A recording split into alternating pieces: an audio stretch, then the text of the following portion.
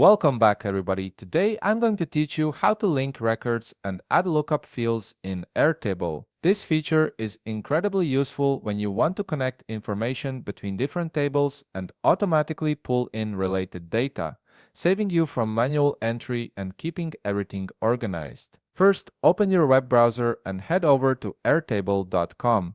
Once you're there, log into your account using your credentials. After signing in, you'll land on your Airtable homepage where all your bases are displayed. Now, simply click on the base or the data you want to edit. This will open up your workspace where you can start making changes. For this tutorial, I'm working with two tables, Table 1 and Table 2.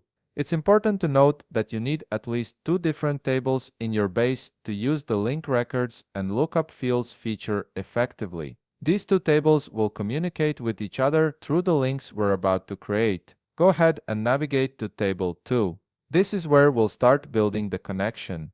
Look for the Add Field button, which is typically located at the top right of your table columns, and click on it. This will open up a menu with various field type options. In the search bar that appears, type in link to another record and select it from the results. This field type is specifically designed to create relationships between tables. Once you click on it, you'll be prompted to choose which table you want to link to. Select Table 1 from the drop-down menu, then click Create Field. This establishes the connection between your two tables. Right after you create this linked record field, Airtable will automatically show you another tab asking if you want to add lookup fields. Lookup fields are extremely helpful because they automatically pull in data from the linked record, so you don't have to switch back and forth between tables. For this example, let's select Created by and Due Date as our lookup fields. These fields will now display information from Table 1 directly within Table 2. Click Add Fields to confirm your selection.